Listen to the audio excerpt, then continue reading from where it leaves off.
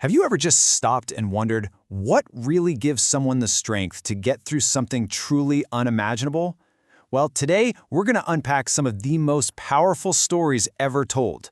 We're looking for blueprints for virtue, these timeless lessons on resilience and character from the lives of the prophets. So right off the bat, let's start with a huge question. What is the true measure of a person's strength? I mean, is it about having power or money? Or is it something way deeper, something that's forged in the fire when we're facing our absolute biggest challenges? You see, these ancient stories, they're so much more than just history lessons. Think of them as practical blueprints. They really give us a kind of framework for navigating our own tests, whether it's loss or betrayal, or even the challenges that can come with success. And that leads us right into our first section, the crucible of patience. We're going to look at how two prophets faced just unbelievable hardship, and in doing so, they completely redefined what it means to endure with grace. Okay, so look at these two situations. They're incredibly different, but both are just devastating. On one hand, you've got Prophet Ayyub, who literally lost everything he had, and on the other, Prophet Yusuf, who had to face the ultimate betrayal from his own family. So with Prophet Ayyub, his story is this just brutal, cascading series of losses. First, all his wealth, gone. Then his health is completely ravaged by this awful illness. And then the final blow, even his own community turns its back on him. I mean, can you just imagine losing everything that defines who you are? But here's the thing. After all those years of suffering, his prayer is just astonishing. It's not a complaint. It's not a demand. It's this simple, humble acknowledgement of his pain, and it's immediately followed by this powerful affirmation of God's mercy. That is just an incredible display of faith. Now let's switch over to Prophet Yusuf. His life was this wild odyssey. It all starts with a prophetic dream, but then, bam, it just plummets into the darkness of a well because his own brothers betray him. He gets sold into slavery, then he's falsely accused, thrown into prison, and yet, through all of that, his character never ever breaks. And amazingly, he rises from a dungeon all the way to a palace. And this entire journey leads to one single, powerful moment. The same brothers who threw him in that well are now standing in front of him, totally helpless. He has all the power. He could have gotten revenge, and honestly, who would blame him? Instead, he chooses total forgiveness, mercy over bitterness. And that act doesn't just set his brothers free, it sets him free from a prison of resentment. It breaks that whole cycle of pain.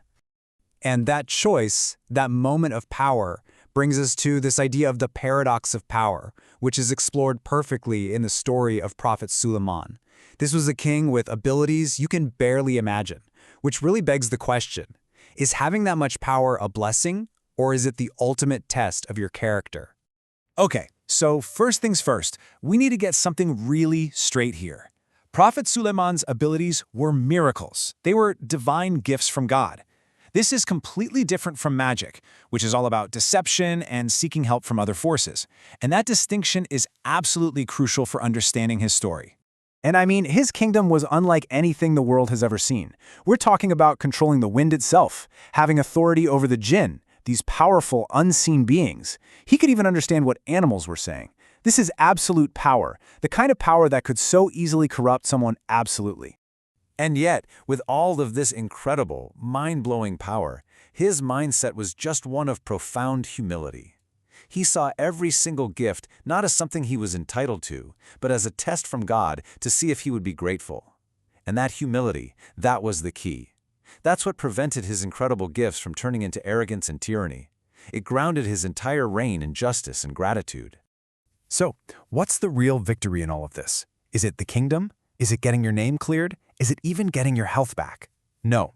The true triumph in every single one of these stories is the virtue that was perfected through the trial itself. So it really all boils down to these core lessons. From Yusuf, we learn that forgiveness gives you a kind of power that revenge never ever could. From Suleiman, we see that true humility is actually more valuable than all the authority in the world. And from Ayyub, we get this deep understanding that patience, it's not just sitting around and waiting. It's the anchor that holds you steady in the middle of the fiercest storm. So that brings us to the legacy, right? How do these ancient virtues, patience, forgiveness, humility, how do they possibly apply to our crazy, fast-paced modern world? So when we look back, there's this really clear pattern, right? Each prophet's trial was almost custom designed to build a specific virtue. Unimaginable suffering forged unwavering patience.